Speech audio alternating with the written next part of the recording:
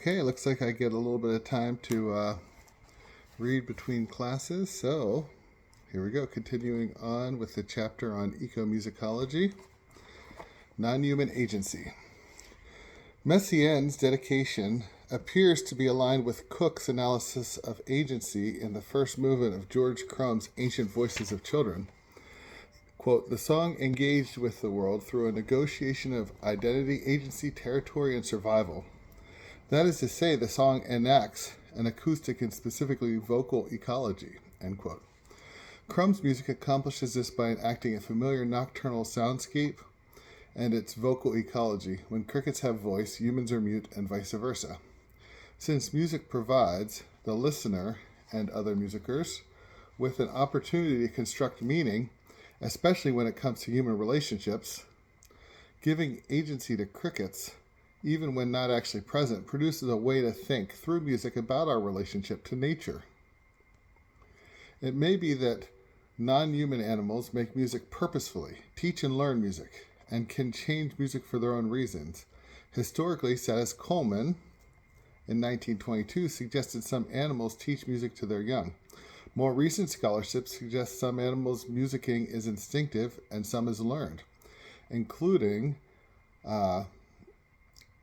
quote, among birds, parrots, hummingbirds, and Oscine songbirds, among mammals, humans, cetaceans, pinnipeds, elephants, and bats, end quote. And that's Doolittle and Gringas's research. Place. McCutcheon's memoir shares Louisiana musician and naturalist Earl Robichaud's soundscape music, which documents the environmental beauty and degradation of Atchafalaya, Louisiana, sorry about the pronunciation, in North America's largest rainforest. The book is particularly interesting for eco-literate music pedagogy as it is placed and localized. See Chapter 1, Philosophy on Soil. It draws on Robichaud's extensive memories and recordings of Atchafalaya to describe and challenge environmental degradation. For instance, Robichaud's soundscape compositions, in which he coordinates the musics of non-human animals, especially birds, are used as background for interviews of Atchafalaya residents and photographs and presented at museums. This work aims at preserving Louisiana's culture and natural sound environments. The shift in musicology from studying environmental influences on music to music and the ecological crises parallels a similar shift in other humanistic disciplines. Quote, engagements and social concerns have now broadened to include the desire on the part of some musicologists and others in the humanities to respond to issues of climate change, sustainability, and environmental degradation. End quote. That's Taylor and Hurley. McCutcheon's memoir seems to fulfill Allen's description of ecomusicology as emphasizing the importance of place and evoking critical and self-critical elements. For music educators, ecomusicology scholarship into Western music suggests a pedagogy that recognizes the enduring and varied inspiration nature has been for composers, performers, and listeners. It begins by recognizing that relationships are complex and involve meanings intended by composers, performers, and listeners, and others. Students can come to understand how understandings of human nature relationships inspire certain musics, for instance, pastoral or soundscape, and different musics encourage different relationships. It is important to consider that not all these relationships are sustainable relationships. Some are of domination. See Chapter 4, Deep Ecology, especially the discussion around the parallels of injustice. Students can also study current composers' intentions to change the way we think about those relationships. Ecomusicology and ethnomusicology. Now we're on to page 61.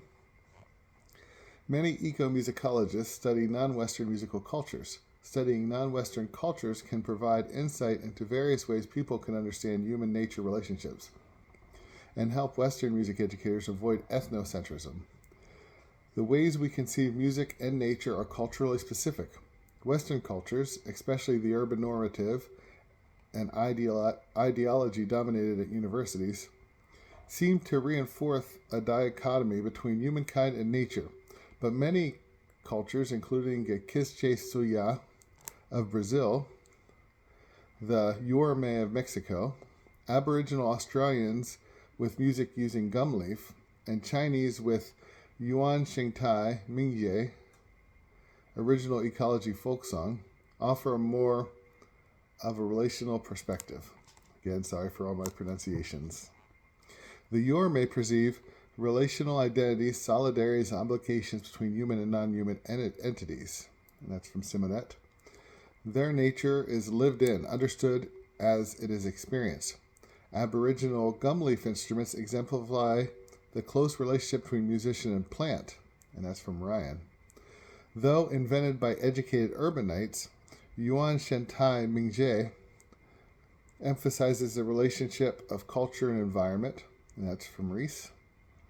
This genre, similar to many Western folk song traditions today, is environmentally conscious and aims to preserve diverse musical cultures.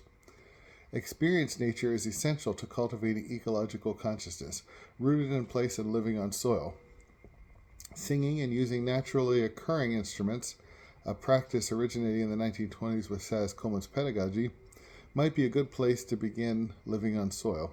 Eco-literate music pedagogy can help in rerouting music education to place, sustaining environments and cultures. Nature. Seeger studied the Kisijay to demonstrate different concepts of nature and musics of non-human animals. The Kisijay make an indefinite distinction between nature and village, and the ability to understand, for instance, which bird song signaled there would be good fishing, and imitate non-human animal sounds is highly prized. Seeger contrasts the Western privileging of the eyes with the Kisijay value of ears. Instead of I see, they would say I hear. The Kisijay song, most of their music is vocal, names particular species of fish, and to the Kisijay, fish sing about themselves. Birds sing about themselves, rodents, mice sing about themselves, bees sing about themselves, and trees sing about themselves. The Kisijay do not sing about themselves, but instead sing the songs of other species. The idea that humans do not have a music of their own, but rather are unique in their ability to sing other species, provides a distinctive view of nature. People who are able to obtain the animal's perspective are valued. For the eco-literate music pedagogue, echoing nearby non-human musics might help improve the ways we relate to nature, especially where Western culture-nature dichotomies dominate. Because different cultures have different assumptions about human-nature relationships, ethnomusicology has the potential to provide music classrooms with radically different understandings of relationship through singing, performing, listening to music. Certain musics might help students gain non-human animals' perspectives and develop solidarity with nature, crucial to becoming eco-literate citizens, prepared to protect non-human life and conserve the environment. But conservation may not be enough, though ultimately I recommend a conserving based on deep ecology in the postload. Radical conscientization may be required. See Chapter 4, Deep Ecology. Creative Vignette. Aurochs mooed more deeply than oceans, in a dark green forest, so histories say, and great auks swam so swiftly in motion, until our greed led their species away. Will Darwin's frogs, or golden frogs, or sacred grove frogs stop singing today? Brother life, where do you start and I end? Sister life, where do you start and I end? There must be time, at least let's pretend. Mother life, where do you start and do I end? This year, the secondary English teacher felt gratified. Listening to the musics of endangered wildlife in class stimulated inspired student writing. Students read the final drafts of their song lyrics aloud. Some students wrote songs about family pets or wildlife they regularly encountered. Many students were inspired by two poems read in class, Ogun Nash's A Caution to Everybody and Ciaran O'Driscoll's Great Auks. These provoked lively classroom conversation about species claps. The great auk, once a numerous species that features in both poems, became extinct in the 19th century, mostly owing to egg and species collection by humans.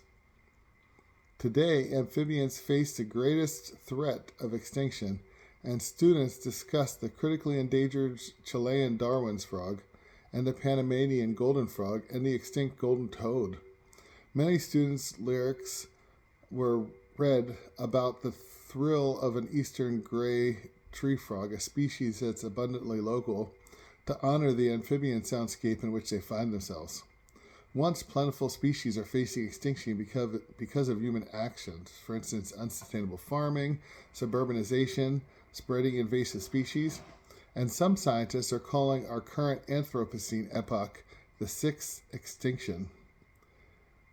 The teacher feels songwriting provides students with a way to know, to express feelings, and to enact a little bit of change in the face of horror. Ecomusicology and popular music. And on this page, I have a picture of figure 3.1, Penny spies a dodo at the Carnegie Museum in Pittsburgh. And there's a picture of my son and a dodo and some other things in the museum box. Okay, ecomusicology and popular music. We're on page 63.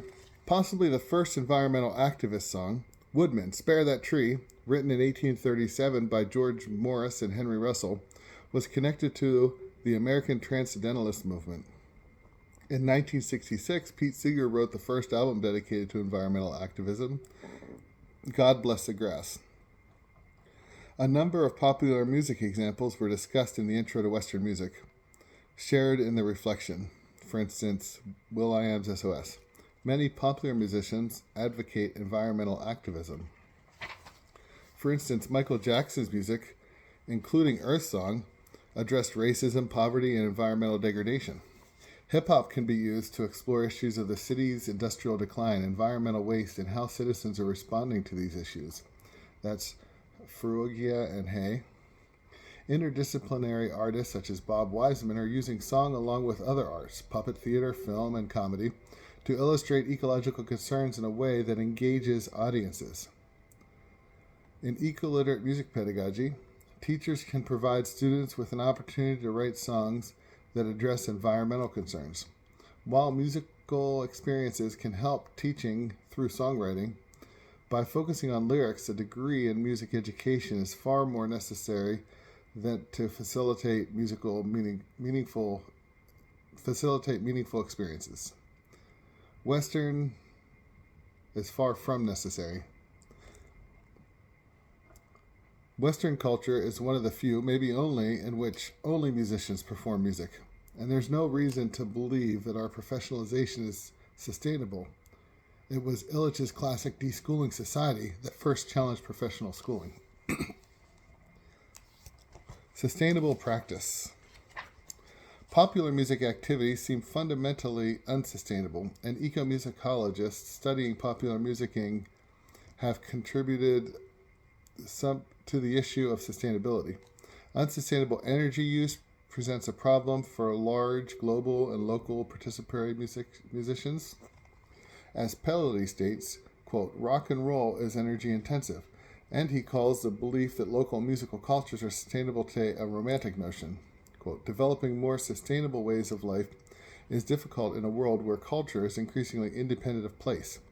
Yet ecological knowledge and consciousness are essential, especially for those with economic power and privilege. Much of the world is already living modestly, but not by choice. It is important for us to become more aware of distant others who share our air-watered ecosystem. End quote. Even if less energy-intensive popular musicking can be cultivated, economic interests challenge ecologically oriented musicians and audiences. For instance, after the BP oil spill, BP dedicated money to support Gulf Coast tourism, especially music festivals. See Pedagogy and Steimling. Steimling studied several music projects connected to this effort. Quote, BP's music tourism effort might be seen as an effort to draw attention away from the spill's ongoing long-term consequences, and potential visitors can be reassured that the spill was little more than a minor inconvenience that does not merit continued political action or judicial action. End quote. It seems essential that teachers are aware of the intersectional challenges arising among ecology and economics. Achieving a sustainable praxis in our unsustainable society may be impossible. Perhaps the best we can achieve is slightly more sustainable. Perhaps that'll be enough. Musicking ecological activism. Ecological activism takes place locally. Even global activities like 350.org's global climate initiatives are organized locally. See Bill McKibben. Activism is best a place-based practice. This local focus is paralleled in ecomusicology. Exemplifying this, Pedagogy studied musicians and ecological activism along the Salish Sea, and Steinle studied Central Appalachia. Musicking activists draw upon nostalgia to stimulate change. The music written around mountaintop removal in Central Appalachia uses many genres, which bring different ideologies, and nostalgia is often, but not solely, connected to country, folk, and bluegrass genres. For instance, Captain Catfish's Blair Mountain Battle March draws on leftist punk ideology and a do-it-yourself ethos, trying to produce music unmediated by capitalism. And that's Steinle. Whether country, bluegrass, or punk musicians evoke a sense of nostalgia that is rooted in competing understanding of local history, identity, and soundscape. Adult educators may have the greatest opportunity to use this nostalgic response, but even our youngest students may have experienced environmental degradation. Mountaintops are being removed, rivers polluted, and trees cut for development every year. Ecomusicologists studying popular music provide music educators with insight into ecological activism. Music can provide the opportunity for small acts of resistance. It may even be, as Barry suggested, music cultivates a sophisticated way to think about living well on Earth, understanding the environment as a sequence of transformation, with early notes still resonating. But this cannot be understood only as music, but as musics. A fundamental lesson drawn from ecomusicology is that different musics encourage different relationships between humans and humans and nature. The soil is made up of diverse beings, and so music classrooms should incorporate as much musical diversity as possible. This inclusion benefits music teachers, students, performers, and listeners, as well as those agents, perhaps not involved directly, such as non-human animals. And finally, I end with a poem. Sitting beneath the sycamore tree, engrossed by jay songs and hope, neglecting the damp and the scent of decay, indulgent children of cars and of bridges, but walking on bedrock and dirt, surrounded by cell walls with no noticed scope, a selfish debtor to nature's sure call, and wanting to make a wide world better, but having one small tool to use, and that one may be too obtuse, music may be too abstruse, neglecting the jay's firm J. And even so, let's let it loose. Again, check the book for all the references. Next time we'll start with Chapter 4, Deep Ecology. Have a good day.